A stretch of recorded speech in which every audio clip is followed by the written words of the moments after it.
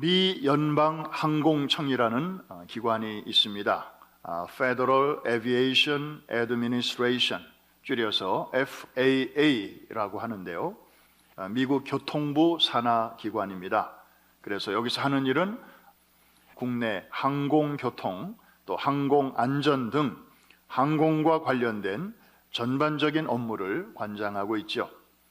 지난 1월 11일 수요일 아침 7시경에 이 기관에서 갑자기 미국 내 전 항공기 운항 중단 명령을 내렸습니다. 그 바람에 미국의 모든 하늘길이 all stop 되었습니다. 혹시 여러분 가운데 그날 아침에 이 조치 때문에 어려움을 겪으신 분이 혹 계시는가 모르겠습니다.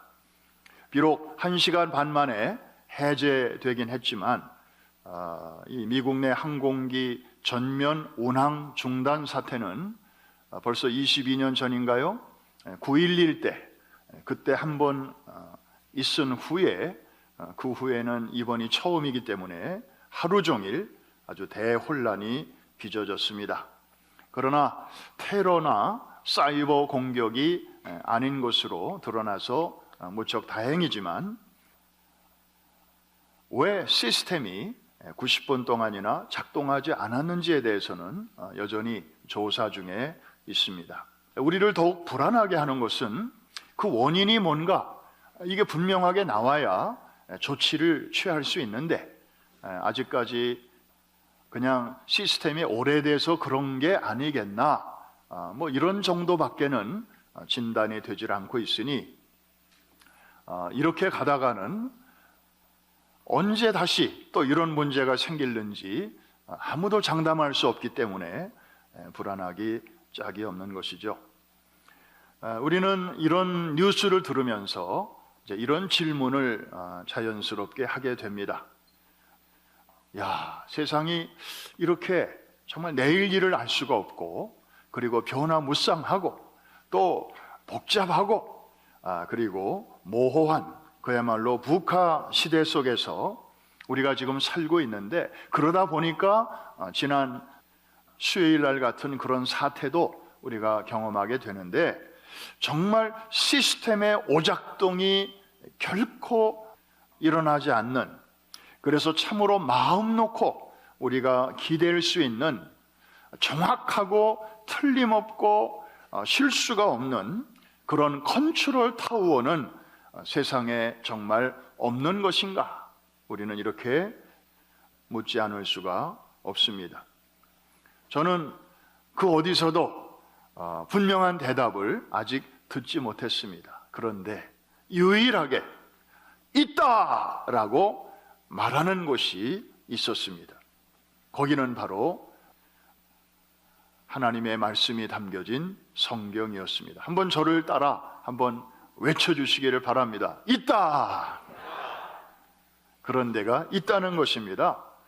바로 요한 계시록에서 우리는 그 아주 든든한 완벽한 시스템을 갖춘 컨트롤 타워를 우리는 발견할 수 있습니다. 그래서 저는 오늘 아침에 이제 아직도 새해 벽두 1월 셋째 주 이 아침에 여러분과 함께 그 든든한 컨트롤 타워를 함께 나누면서 또 새해를 시작하려고 하는 것입니다. 요한계시록은 사도 요한이 지중해에 있는 반모섬에 유배되어 있는 가운데 성령의 감동을 받아 그가 본 것을 이제 기록을 해서 우리에게 전해준 책인데, 그가 본 것은 크게 두 가지 내용입니다. 하나는 이제 있는 일, 그리고 또 하나는 장차 될 일. 한번 저를 따라해 주실까요? 이제 있는 일, 장차 될 일. 이제 있는 일은 1장, 2장, 3장 서론 부분이고요. 그 다음에 장차 될 일이 본론인데 내용이 많습니다. 4장부터 22장 끝장까지가 되겠습니다.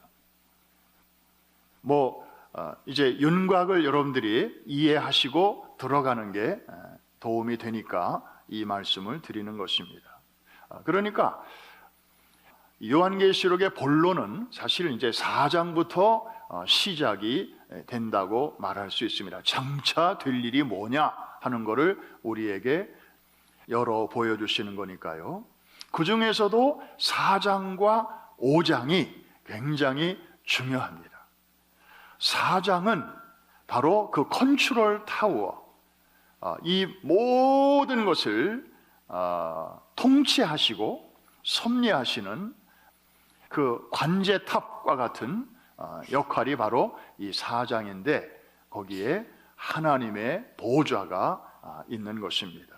그리고 5장은 어린 양의 보좌인데 그 하나님께서 하시는 그 장차 될 일의 실질적인 그 컨트롤러, 주관자, 그분이 누구신가를 우리에게 보여주고 있는데 바로 우리를 위하여 죽으셨다가 부활하시고 이제 다시 원래 위치로 가신 어린 양의 보좌를 말씀하고 있습니다. 그래서 다시 정리하면 4장은 아버지의 보좌이고 5장은 아들의 보좌다. 한번 따라해 주십시오. 4장은 아버지의 보좌, 하나님의 보좌.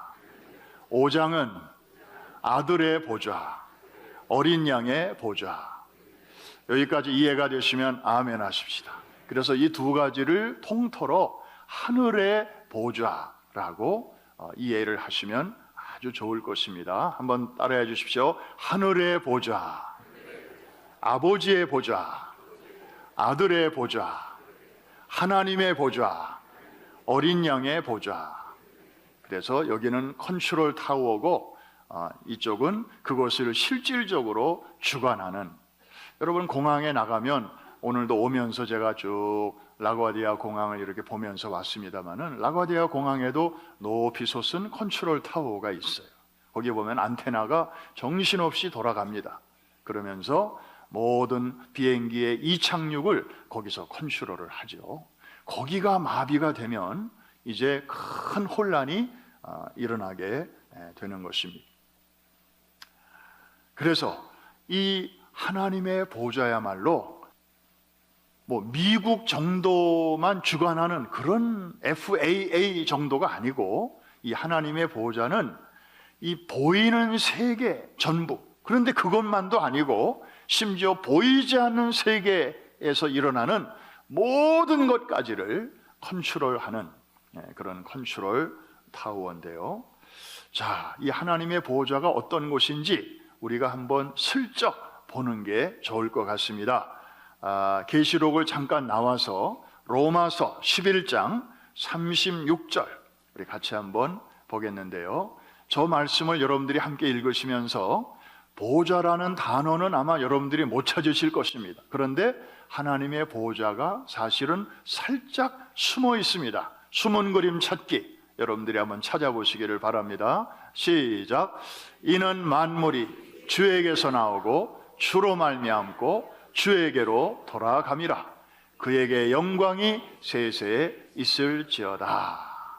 자, 보좌가 보이십니까? 목사님, 제 눈에는 주는 보이는데 보좌는 안 보이네요. 잘 보셨습니다. 제대로 보신 겁니다. 바로 주라는 단어 속에 그분이 앉아 계신 자리가 들어있죠. 그래서 저 한 절 속에 보좌에 앉으신 주님께서 하시는 3대 사역이 저기에 다 들어있는 것입니다. 저기에 창조가 들어있고 창조하신 만물을 다스리시고 통치하시는 하나님의 섭리가 들어있고 그리고 결국에는 그 모든 것을 완성하시는 하나님의 하시는 일이 들어있는 것이죠. 저렇게 그림으로 친절하게 또 누가 그려주셨네요. 자, 저 그림을 잘 보시면서 저 정점에 이제 주님이 계시죠. 주가 앉아 계신 곳이 바로 보좌입니다. 하늘의 보좌입니다. 거기에 하나님께서 앉아 계시고 그 우편에 어린 양의 보좌가 있는 것이죠. 여러분 눈에 보이시죠? 네. 그래서 거기서부터 만물이 그에게서 나오고, 이게 창조, 그로 말미암고 그에게로 돌아가니라. 영광이 그에게 세세토록 있을지어다. 우리가 나온 곳이 있고 오리진이 있고, 그 다음에 왜 사는가, 누가 우리의 삶을 섭리하는가, 그 백그라운드가 있고, 그 다음에 우리가 이 땅에서의 모든 수고를 마치고 가야 할 그 본향이 우리가 있다고 하는 것, 이걸 우리가 발견하게 되니까 이게 얼마나, 이게 정말 드디어 내 인생에 참 의미를 찾았구나, 성경에서 이것을 우리는 발견하게 되는 것입니다. 여러분, 저 삼각형처럼 보이는 저 그림을 잘 오늘 눈에 좀 담아 두십시오. 마음에 깊이 새겨 놓으십시오. 성경 전체 내용이 어쩌면 저 그림 하나 속에 다 들어 있습니다. 그리고 여러분의 인생, 그리고 한 국가의 역사, 그리고 전 인류의 모든 운명 자체가 사실은 저 안에 다 들어있는 것입니다. 저걸 우리는 하나님의 통치권이라고 말할 수 있습니다. 저 통치의 트라이앵글 바깥에서 일어나는 일은 결코 있을 수 없습니다. 하나님이 모르시는 채 일어나는 일은 하나도 없습니다. 참새 한 마리가 땅에 떨어지는 것도 하나님의 결재가 없이는 결코 일어날 수 없다고 주님이 친히 말씀하셨습니다. 여러분은 참새보다 더 귀하지 않냐고까지 주님이 말씀하셨습니다. 여러분이 오늘 이 아침에 이 자리에 앉아 계신 것은 결코 not by accident, 우연히 여기에 앉아 계신 분은 한 분도 없으십니다. 하나님의 기가 막힌 섭리 가운데서 여러분들이 지금 완벽한 계획 속에 이 자리에 앉아 계시다는 사실을 여러분 믿으시면 아멘 하십시다. 이야, 저 안에 다 있는 거예요. 그런데 저 정점에 하나님의 보좌가 있다는 사실. 로마서에서는 주에게서 나오고 주로 말미암다가 주에게로 돌아간다 이렇게 표현했지만, 요한계시록에서는 요한계시록적으로 표현한다면 만물이 하나님의 보좌로부터 나오고 보좌로 말미암다가 보좌 앞으로 돌아가니라, 이렇게 표현했을 것입니다. 그러면서 영광이 보좌에 앉으신 그에게 세세토록 있을지어다. 이 성경에 보면 열심히 나름대로 살다가 하나님의 보좌를 어느 날 이렇게 바라보게 된 사람들의 이야기가 수두룩하게 나와 있습니다. 처음부터 바라본 건 아니에요. 어떤 계기를 통해서 이 사람들도 그 하늘의 보좌를 바라보게 되는데, 그럴 때마다 그들에게는 놀라운 신앙의 터닝 포인트가 되었습니다. 자, 많은 인물 중에서 이 보좌를 바라보고 수지 맞은 사람 한 사람을 오늘 여러분에게 소개합니다. 바로 야곱입니다. 이 야곱은 어느 날 형의 미움을 사서 이제 도망가고 있었습니다. 잠도 못 자고 쉬지도 못하고 계속 며칠 도망가다 보니까 이제 지쳤습니다. 빈들에 쓰러져 잠이 들었는데 꿈을 꾸었습니다. 그 꿈 속에서 사닥다리 환상을 보게 됩니다. 자, 다 아시는 내용이니까 우리 본문을 한번 직접 볼 텐데, 자, 여기에도 보좌라는 단어는 없습니다. 그런데 살짝 숨어 있습니다. 창세기 28장 12절 말씀 같이 읽으면서 숨은 그림 찾기 시작. 꿈에 본즉 그 꼭대기가 하늘에 닿았고 또 본즉 하나님의 사자들이 그 위에서 오르락내리락 하고. 보좌가 보이십니까? 묻습니다. 그 사닥다리가 이제 땅에서부터 하늘까지 이렇게 이어져 있지 않습니까? 땅에 닿아 있는 지점은 어딜까요? 야곱이 지금 잠들어 있는 바로 그 자리겠죠? 그러면 하늘에 닿은 그 자리는 어딜까요? 하늘이 저렇게 광대한데 어느 지점에 닿아 있을까요? 그리고 그 사다리 위로 천사들이 오르락 내리락 하고 있었잖아요. 도대체 어느 지점이 있을 텐데 거기가 어디냐 하는 것입니다. 바로 하늘의 보좌인 것입니다. 거기 앉아 계신 분이 계셨다 이 말입니다. 그래서 야곱이 무슨 말이 이제 꿈에서 깨어난 다음에 터지는가 하면은 여호와께서 여기도 계시거늘 내가 전에는 미처 알지 못하였도다. 그냥 사다리만 본 게 아니에요. 그냥 하늘만 본 게 아니에요. 거기에 앉아 계신 누군가를 만난 것입니다. 여러분, 야곱은요 모태신앙이에요. 믿는 가정에 태어났죠. 그런데 청년이 될 때까지 자기의 하나님을 야곱은 못 만나고 있었습니다. 다 부모님의 하나님을 덩달아 믿고 있었어요. 그러다가 이제 그 팥죽 사건 때문에 그는 형의 미움을 사서 지금 도망가고 있습니다. 그러다가 빈들에서 쓰러져 잠이 든 거예요. 그때까지만 해도 야곱의 신앙은 무엇이었습니까? 하나님은 우리 부모님의 하나님이다. 할아버지의 하나님이다. 즉 아브라함의 하나님, 이삭의 하나님 정도로 알고 있었지 아직 나 야곱의 하나님은 아직 아니었습니다. 그리고 하나님은 주로 어디에 계시는 분으로 이해를 하고 있었는가 하면은, 그래서 우리 부모님이 살고 계시는 저 이스라엘의 남쪽 브엘세바 그 지역에 주로 계신다 이렇게 생각하고 있었어요. 그래서 지금은 그 지역을 떠나서 한 번도 가본 적이 없는 낯선 땅에 지금 자기가 도망가다가 지금 잠이 들었는데, 설마 하나님이 여기까지는 계시지 않겠지? 그런 생각을 하고 있었단 말이에요. 그래서 이제는 내 옆에는 부모님도 안 계시고 정말 내 옆에는 아무도 없구나, 상처나지에 나 홀로 있구나, 참 외롭다, 그런 마음으로 잠이 들었었던 거거든요. 그런데 꿈을 통해서, 사닥다리 환상을 통해서 야곱의 신앙의 지평이 넓어지게 되었습니다. 사닥다리 끄트머리가 닿은 하늘, 거기에 보좌를 바라보게 되었고 거기 앉아 계신 분을 보게 되었고 그분이 하시는 말씀을 듣게 되었어요. 네 가지의 약속을 주십니다. 거기 계신 분이. 그 약속이 15절에 있잖아요.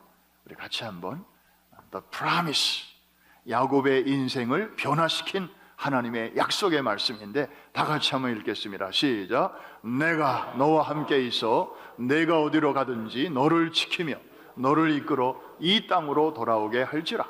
내가 내게 허락하는 것을 다 이루기까지. 그냥 꿈만 꾼 게 아니에요. 사닥다리만 본 게 아니에요. 그 사닥다리가 하늘에 닿은 것만 본 게 아니에요. 거기 앉아 계신 분을 만났고 그분의 음성을 들었어요. 이게 바로 하늘의 보좌인 것입니다. 이 경험은 그의 일생에 어마어마한 영향을 미치게 되었습니다. 그가 잠에서 깨어난 다음에 그곳 이름을 자기가 나름대로 붙여버리죠. 뭐라고 이름했어요? 베트엘, 베델, 하우스 오브 갓, 하나님의 집이다, 하나님의 전이다. 여호와께서 여기도 계시거늘 내가 이전에는 미처 몰랐도다. 그러면서 붙인 이름이에요. 그 전에는 여기 행정적인 명칭이 뭐였는가 하면은 루스였어요. 루스는 황량한 벌판, 정말 찬바람 지나가는 들판, 그런 뜻이었어요. 광야 같은 곳이었어요. 그런데 야곱이 이곳에서 하나님의 보좌를 바라보는 이 체험을 통하여 그 쓸쓸했던 자리는 하나님의 집이 되었습니다. 지금도 성지순례 가는 분들은 물론 차가 거기까지 올라갈 수 없어서 그냥 하이웨이를 다니면서 저기가 바로 야곱이 잠들었던 그 베델이 있었던 자리입니다 하고 그냥 차창 밖으로 이렇게 가이드 하시는 분이 손가락으로 가리켜 주시기만 해요. 우리가 거기에 올라갈 수는 없어요. 그런데 거기도 베델이라고 이름이 지금도 새겨져 있습니다. 사랑하는 성도 여러분, 여러분도 인생을 나름대로 열심히 사시다가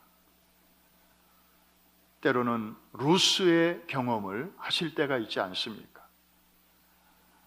내 주변에 있던 사람들이 하나둘씩 다 떠나고 정말 하나님마저도 멀리 계신 것 같은 그런 상황 속에 가끔 처하실 때가 있지 않습니까? 내 인생은 정말 황량한 들판 같구나. 주변에 여럿이 있어도 또 고독을 느끼시는 분들도 계실 것입니다. 소위 군중 속의 고독이라는 것도 있습니다.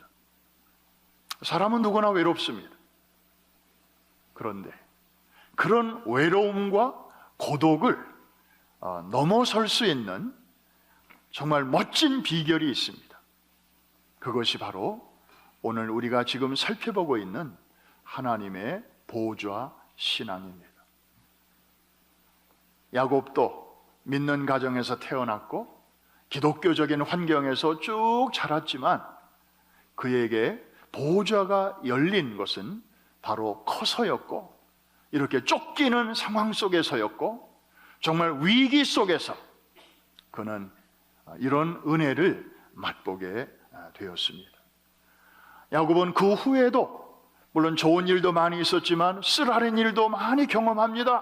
험악한 인생을 살게 됩니다. 그러나 다른 점이 있다면 그 전에는 그 고통을 그냥 몸으로 감당해야만 했지만 이 베델의 경험 이후에는 그는 어려운 일이 생길 때마다 힘든 일이 생길 때마다 베델을 기억합니다. 그리고 베델로 올라갑니다. 내가 총각 시절에 정말 그 어려웠던 때에 힘들었던 때에 거기서 나를 만나주신 그 하나님 앞에 내가 다시 올라가리라. 베델로 갈 때마다 그의 신앙은 회복되었습니다. 그리고 그때그때의 위기를 감당할 수 있는 놀라운 위로와 지혜와 능력을 그는 힘입을 수 있었습니다. 이 보호자를 바라보는 사람들마다 정말 이 루스가 변하여 베델이 되는 그런 놀라운 삶의 반전을 경험하게 되었는데 여러분들에게도 얼마든지 일어날 수 있습니다. 이 보호자 신앙을 갖게 되시기를 주의 이름으로 축복합니다. 금년 한 해 2023년 다른 것도 중요하지만 두더지처럼 그냥 내가 사는 세계 속에 갇혀서 그냥 열심히 그렇게 신앙생활할 게 아니라 이제는 가끔씩 눈을 들어 이 모든 일을 통치하시는 분이 누구시며 내가 누구의 영향권 안에서 살아가고 있으며 지금 나에게 닥친 일이 이게 우연히 일어나는 게 아니고 하나님의 고차원적인 섭리 가운데서 내게 허락하신 것임을 믿고 그 하나님을 신뢰하고 그 하나님을 의심하지 않고 그렇게 믿음으로 살아가게 되시기를 주의 이름으로 축복합니다. 한 가지만 더 나누고 오늘 말씀을 마치겠습니다. 여러분이 기도 많이 하시잖아요. 그러면 우리가 땅에서 기도할 때 그 기도가 도대체 내 입술을 떠나는 순간부터 어떻게 되는 걸까? 그리고 어디에 도달하는 것일까? 그리고 하나님께서는 거기에 대해서 어떻게 또 반응하시는가? 우리의 궁금증이 시원하게 풀리는 곳이 있습니다. 바로 요한계시록입니다. 자, 요한계시록 8장으로 여러분을 모시고 가겠습니다. 계시록 8장 3절과 4절 먼저 보겠습니다. 자, 저기도 하나님의 보좌가 숨어 있는데 숨은 그림 찾기. 시작. 또 다른 천사가 와서 제단 곁에 서서 금향로를 가지고 많은 향을 받았으니 이는 모든 성도의 기도와 합하여 보좌 앞 금제단에 드리고자 함이라. 여러분 잘 보시고 그림을 한번 그려보세요. 여러분 마음속으로. 자, 천사의 손에 금향로가 이렇게 들려져 있네요. 그리고 금향로에는 어떤 내용이 담기는가 봤더니 모든 성도의 기도가 그 안에 들어가 있는 거예요. 그리고 거기서 향기가 막 나요. 향이 막 나요. 닫혀 있는 게 아니고 뭐가 내용이 잔뜩 있는데 거기서 이렇게 냄새가 막 나는 거예요. 그러면 천사가 이 향로를 가지고 이제 어디로 가지고 가는가 하면, 땅에서 담아 가지고 어디로 가져가는가 했더니 보좌 앞 금제단이래요. 자, 땅에서 드리는 여러분의 기도가 도착하는 그 애드리스가 저기 나옵니다. 보좌 앞에 있는 금제단에 드리고자 함이라. 그 다음 절 4절 한번 같이 봐요. 시작. 향연이 성도의 기도와 함께 천사의 손으로부터 하나님 앞으로 올라가는지라. 그 향에서 나오는 그 연기, 스모크죠. 스모크 오브 더 인센스. 이게 여러분의 기도와 함께 천사의 손에 들려진 그 향로에 담겨서 이제 하나님 앞으로 올라가는 광경. 여러분이 기도하실 때 이 광경을 놓치지 마십시오. 이거를 그려보면서 기도하십시오. 큰 도움이 되실 것입니다. 이게 바로 여러분이 기도할 때 일어나는 영적인 모습입니다. 여러분이 예수의 이름으로 드리는 기도는 절대로 누가 가져갈 수 없습니다. 공중에 있는 권세자들이 감히 이렇게 방해할 수가 없습니다. 왜? 누구의 이름으로 하는 기도이기 때문에? 예수 그리스도, 어린 양 예수 그리스도. 마귀가 다른 이름은 전혀 무서워하지 않는데 딱 하나 두려워 떠는 이름이 있습니다. 바로 죽으셨다가 다시 살아나신 그분의 이름인데 예수 그리스도의 이름입니다.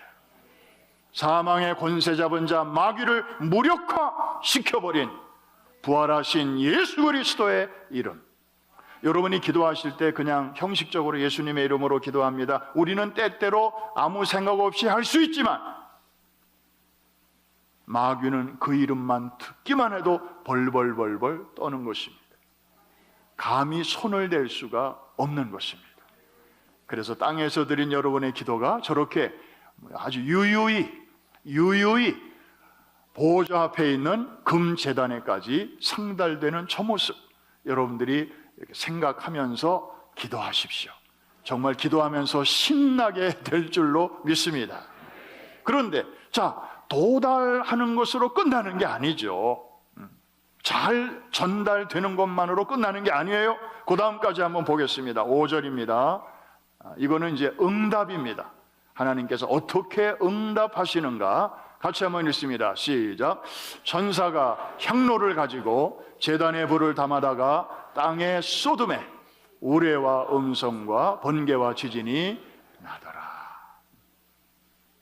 천사가 아까 가지고 갔던 그 향로를 거기다가 제단에 불을 담아다가 이제는 땅에다가 쏟습니다. 하늘에서 할 일을 마친 천사가 이제 그 응답을 가지고 땅으로 가져가서 쏟는 것입니다. 그랬더니 땅에서는 우레와 음성과 번개와 지진, 굉장히 상징적인 표현이죠.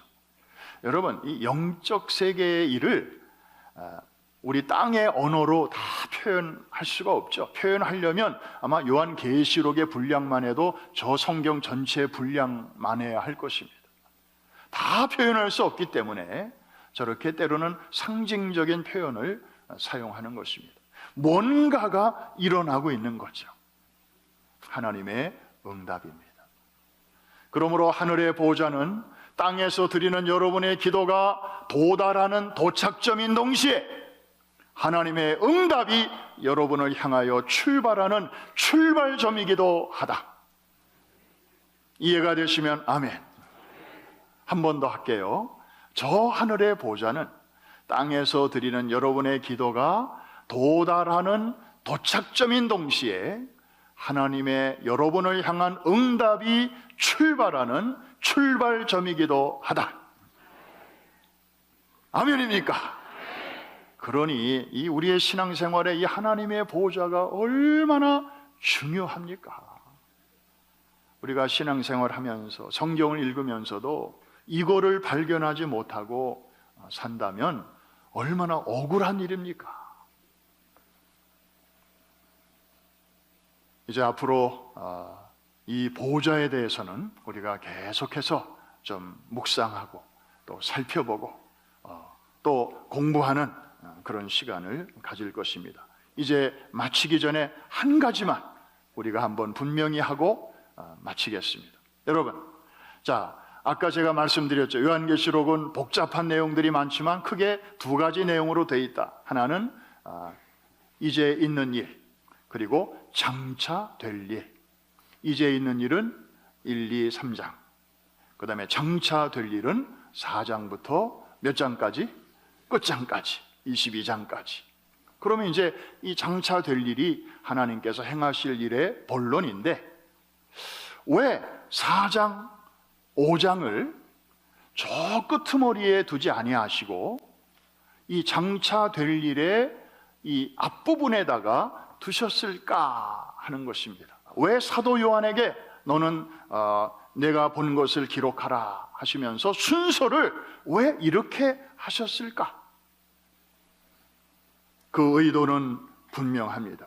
이제부터 전개되는 모든 종말적인 사건들을 보면 정말 끔찍한 일들도 많고 정말 무시무시한 일들도 많고 뭐 재앙도 많고 환난도 있고 그리고 자연재해도 있고 뭐 정말 육체적인 질병에다가 정신적인 번민에다가 막 무적행에서 황충들이 올라와 가지고 사람들을 번민시켜서 막 병원에 집어넣고 막 정상적인 생활이 어려워지고 뭐 그런 일들이 사실은 중간중간에 많이 나오는데 또 난리와 난리, 기근과 재난과 전쟁과 이런 것들이 이제 점점 더 그 정도가 커지게 될 것을 말씀하고 있는데 그런 일들에 앞서서 왜 4장과 5장을 앞에다가 두신 것일까? 이런 모든 종말적인 사건들이 결코 우연히 되어지는 것이 아니다. 보좌에 앉아 계신 하나님 아버지와 그 우편에 앉아 계신 그 어린 양 모든 주관 아래서 되어지는 섭리적인 일이다. 그분의 주권적인 섭리와 통치 가운데서 되어진다는 사실을 땅에 있는 성도들에게 밝히 보여주시기를 원하신 것입니다. 그렇게 하시는 이유가 무엇일까요? 그거를 알게 하심으로 지상에 있는 교회와 성도들로 하여금 환난 중에서도 믿음을 지키게 하시고 그리고 끝까지 인내할 수 있도록 저들을 위로하고 격려하시기 위한 것입니다. 도대체 이건 뭐야? 또 왜 이런 일이 생기는 거야? 아이고, 이건 또 뭐야? 믿지 않는 사람과 똑같이 당황하고 혼란해하고 그럴 것이 아니라 이 모든 일들은 하나님께서 미리 다 섭리 가운데 계획하신 것이야. 때가 참에 일어나는 하나의 과정일 뿐이야.